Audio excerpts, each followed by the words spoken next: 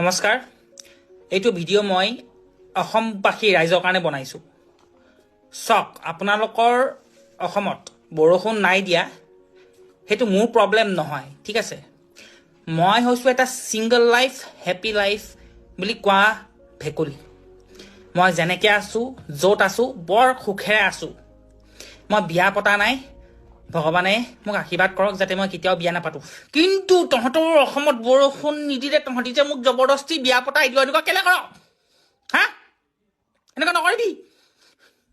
ইমান সুখেৰে আছো মই ভাই, মোৰ এইবোৰ সংসাৰৰ লগত একো মতলব নাই, মোৰ একো এইবোৰ কৰিবলৈ নাই, কিন্তু জবৰদস্তি ধৰি ভাই হালধি একদম গা ধুৱাই মাহ হালধি লগাব নকৰিবি। কিন্তু মই কৈ দিছোঁ, মই একদম ছিংগুল, মই বহুত হেপী।